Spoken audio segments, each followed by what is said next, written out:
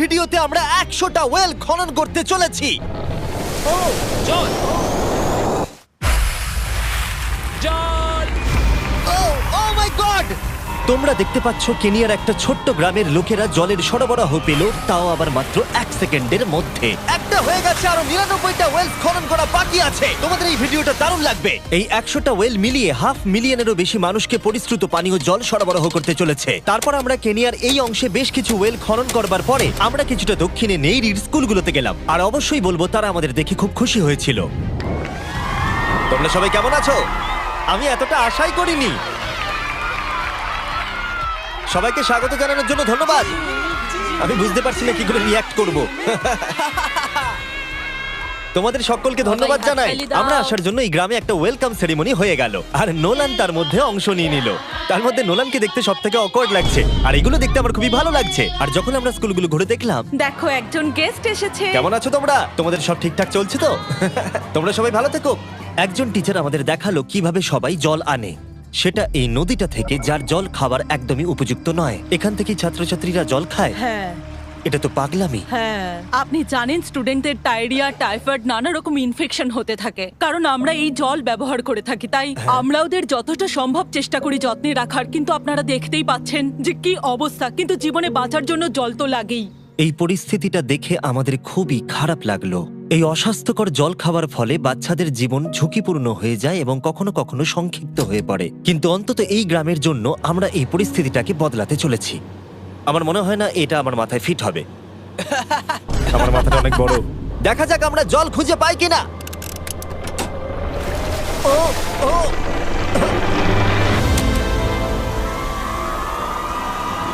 বৃষ্টি হচ্ছে, এটা তো দারুণ। মাটির উপরে জল উঠে আসার পরে সেগুলো ধরে রাখার জন্য আমরা এই বড় ব্যারেলগুলোকে নিয়ে এসেছি, যেগুলো ওয়াটার টাওয়ারের উপরে ফিট করা হবে। এই গ্রাম এবং প্রতিবেশী গ্রাম যে শুধু পরিষ্কার জল পাবে তাই নয়, বরং জলের প্রেসারও অনেকটাই বেশি পাবে। তার মানে হলো তাদের আর অপরিষ্কার জলে জামা কাপড় কাচতে হবে না। নাও টানো। নোলানের মায়ের সঙ্গে তুলনা করলে এটা কত ভারী হবে? প্রায় 2টো নোলানের মায়ের সমান। ওহ গড! ভাই আমি কিন্তু তোমাকে এখান থেকে ফেলে দেবো।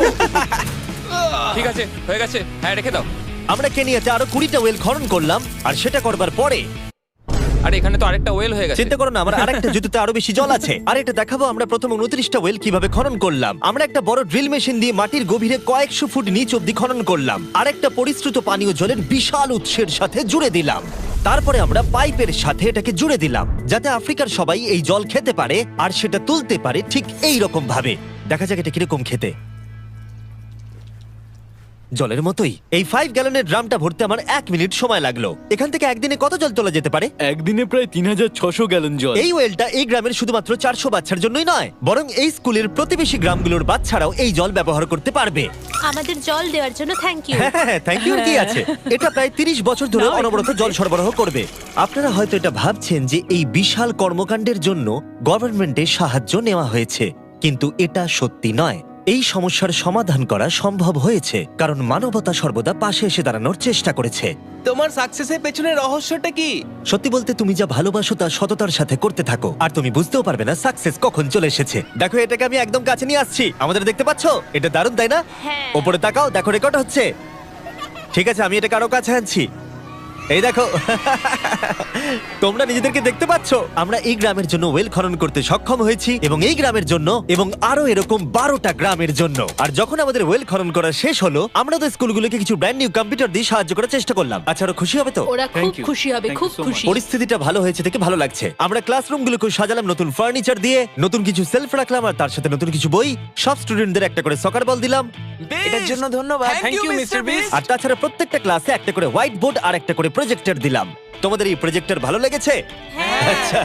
আমরা আগে চক ব্যবহার করতাম, তাতে খুব ধুলো হতো, কিন্তু এখন সবকিছু পরিষ্কার রয়েছে। আমরা অনেক ধন্যবাদ জানাচ্ছি। কোনো সমস্যা নেই, আমরা খুব কমই করতে পেরেছি। তারপরে যখন আমরা 45 নম্বর ওয়েলটা খনন করবার জন্য সাইটে গেলাম, তখন আমরা বুঝলাম পরিস্থিতিটা আরো কঠিন। যখনই তাদের জলের দরকার পড়ে, তাদের জঙ্গলের মধ্য দিয়ে কয়েক মাইল যেতে হয়, আর তারপরে আরো কয়েক মাইল যেতে হয়, আর এই যাত্রাটা একটা বিশাল পাহাড়ের মধ্য দিয়ে হয়। আমি খুব সকালে ঘুম থেকে উঠে পড়ি ওই 4টে নাগাদ, কারণ তাড়াতাড়ি আমি যাতে স্কুলে জল নিয়ে আসতে পারি। এখান থেকে এইভাবে জল নিয়ে যাওয়া একেবারেই সেফ নয়। এই জায়গাটা খুব স্লিপারি, পড়ে যাওয়ার হওয়ার চান্স আছে। তাই যখন আমরা ওয়েল খনন করছিলাম ওরা আমাদের দেখালো যে ওরা কিভাবে জল নিয়ে আসে। তোমাদের এই যাত্রাটা দিনে কতবার করে করতে হয়? দিনে 2 বার। দিনে 2 বার করে? ওরে বাপরে, তাহলে স্টুডেন্টরা এই জিনিসগুলো নেয়?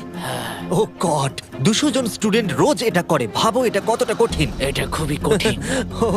ওরে বাপরে বাপরে, এই রাস্তাটা তো খুবই খারাপ। বাপরে, এই পাহাড়ি রাস্তা যেন শেষই হচ্ছে হ্যাঁ, না। এটা আমাদের রোজ করতে হয়। আমরা দেখে অবাক হচ্ছিলাম যে এই যাত্রাটা কতটা কঠিন, আর এই মানুষগুলোকে রোজ এইটা করতে হয় অল্প একটু জলের জন্য, যদিও এই জলটা পানের পক্ষে উপযুক্ত নয়। তোমরা সাধারণত এখান থেকেই জল ভরো? হ্যাঁ। আর জল ভরার পরে এই জাগগুলোর ওয়েট হয় প্রায় 40 পাউন্ড, যেগুলো এই বাচ্চাগুলোর পক্ষে বয়ে নিয়ে যাওয়ার জন্য অনেকটাই বেশি। মহিলারা এইগুলো দুটো করে নিয়ে যায়। ও, তাহলে আমি ওটা চেষ্টা করে দেখব। আর যেই জাগগুলো ভর্তি হয়ে গেল, আমাদের আবার ফিরে আসার সময় হয়ে গেল। তাড়াতাড়ি করো, চলো।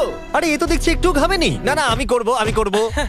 আর তারপরে কয়েক ঘন্টা কেটে গেল এই অস্বাস্থ্যকর জলগুলো নিয়ে আসতে। আর নতুন ওয়েলটা হলো তাদের স্কুল থেকে মাত্র 10 ফিট দূরত্বে। তাহলে এরা এখন এখানেই জল ভরতে পারবে। আমি খুবই ক্লান্ত।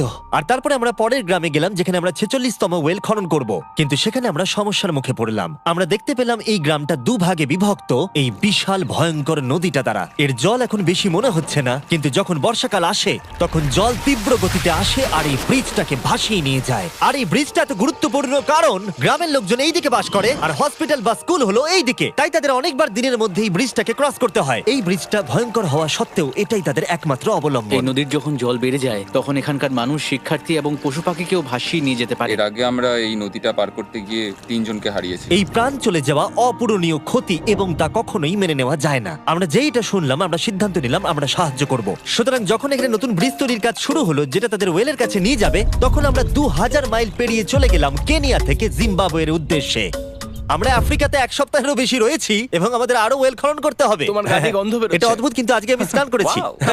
ঠিক আছে, আমাকে শেষ করতে দিলে আমি হাত ধরে নামিয়ে নেবো। তোমরা কি আমাকে বাকি ওয়েলগুলো খনন করতে সাহায্য করবে? ঠিক আছে।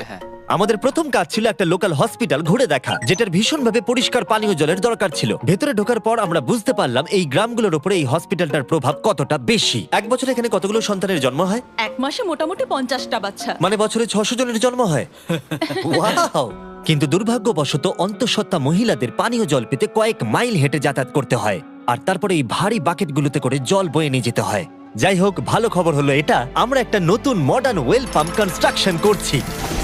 ভালো করে, ওদিকটা। এখন যেটা প্রয়োজনীয় সেটা হলো এগুলোকে চালু করা। যাই হোক, নোলান, তুমি কি তৈরি? আমি তৈরি। ওভার। একটা ড্রামাটিক জুম ইন করো। নোলান, আমি বাটন প্রেস করলাম, জল কি পড়ছে? জল পড়ছে। তোমরা একবার গিয়ে দেখবে নাকি? হ্যাঁ, চলো যাওয়া যাক। আমার ভালো লাগছে যে মানুষকে আর জলের জন্য বেশি দূর যেতে হচ্ছে না। এর থেকে ভালো জিনিস আর কিছু হতেই পারে না। এখানে নোলান খুবই ভালো ডান্স করতে পারে। ও তোমাদের সাথে নাচবে।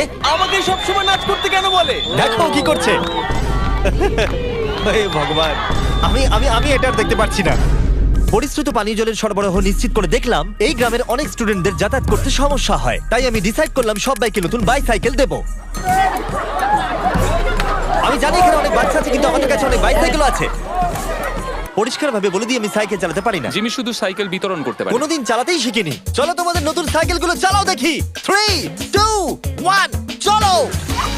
সবাই আমাকে পেরিয়ে যাচ্ছে। খুব সাবধানে, আমি কিন্তু চালাতে পারি না। কারোর সঙ্গে আমার ধাক্কা লাগবে। তুমি কি চালাবে এটা? ঠিক আছে, যাও চালাও। ঠিক আছে। সাইকেল বিতরণ করবার পরে আমরা ওয়েল খনন করা চালিয়ে গেলাম যতক্ষণ আমরা পৌঁছলাম ওয়েল নম্বর 69। এই সোলার পাওয়ার্ড ওয়েলগুলো বিশেষভাবে ডিজাইন করা হয়েছে গ্রামের কৃষকদের জন্য। চাষের জন্য প্রয়োজনীয় জল সরবরাহের পাশাপাশি শস্য এবং গবাদি পশুর জন্য, এমনকি ড্রাই সিজনেও আর কোনো বিদ্যুৎ ছাড়াই। প্রত্যেকটা প্যানেল 200 ওয়াটের। এটা পাম্পের সাথে অ্যাটাচ করা আছে। এই পাম্পটা প্রতি ঘন্টায় 5000 লিটার জল তোলে। বলতে গেলে এই গ্রামে আমরা আনলিমিটেড জল পাচ্ছি। এটা দুর্দান্ত। জিম্বাবুয়ে থেকে চলে আসবার পরে আমরা চেয়েছিলাম আফ্রিকার সমস্ত জায়গায় জল পৌঁছে দিতে। তাই আমরা আরো ওয়েল খনন করলাম উগান্ডাতে, সোমালিয়াতে এবং ক্যামেরুনে। যদি আপনারা আরো বেশি দেখতে চান তাহলে আমরা খুব তাড়াতাড়ি ফিলান্থ্রপিতে আরেকটা ভিডিও আনতে চলেছি। এই গ্রামগুলোতে সময় কাটিয়ে আমি পানীয় জলের উৎসের গুরুত্ব কতটা তা বুঝতে পেরেছি। কি করে এটা চাষে সাহায্য করে, ফসল ফলাতে, কিভাবে হসপিটালের জন্য পরিষ্কার পরিবেশ তৈরি করে, এবং সবথেকে গুরুত্বপূর্ণ হলো পরবর্তী প্রজন্মের শিশুদের জন্য একটা সুস্বাস্থ্যকর জীবন উপহার দেওয়া এবং তাদের ভবিষ্যৎ সুনিশ্চিত করা। আমরা বিশুদ্ধ পানীয় জল পেতে অনেক অপেক্ষা করেছি। জল হলো জীবন। এবং স্থানীয়দের সাহায্য নিয়ে আমরা নতুন ব্রিজটা তৈরি করতে সফল হয়েছি, যেটা এই গ্রামবাসীরা পরবর্তী 100 বছর ব্যবহার করতে পারবে। আমাদের জীবন এখন সুরক্ষিত, আমরা সব একসঙ্গে থাকতে পারবো, দুশ্চিন্তা দূর হয়ে গেছে। এই ভিডিওতে আমরা 100টা ওয়েল খনন করে অনেকের জীবন বদলে দিয়েছি, কিন্তু এটা যথেষ্ট নয়। তাই এই ভিডিও ছেড়ে যাওয়ার আগে আমি রিকোয়েস্ট করছি beastphilanthropy.org/wales এ যান, অথবা ডেসক্রিপশনের লিংকে গিয়ে সম্ভব হলে কিছু টাকা ডোনেট করুন। আমরা এই ভিডিও থেকে 1 টাকাও প্রফিট করছি না। আমরা এখান থেকে পাওয়া টাকার পুরোটাই কাজে লাগিয়ে দেবো ওয়েল খনন করতে, যেটা তোমরা ভিডিওতে দেখলে পৃথিবীর চারিদিকে। আমি জানি এটা শুনতে খুবই অদ্ভুত যে একটা ইউটিউবার এই সবগুলো করছে, কিন্তু কাউকে তো এটা করতেই হবে। কিন্তু জানি না এটা কারা করবে, তাই আমরা করছি। আমরা যতটুকু করতে পেরেছি তাতে অনেকের জীবন বদলে যাবে বলে আশা করছি। আর ফাইনালি 100তম ওয়েল। ও মাই গড, আমাকে ক্ষমা করে দাও।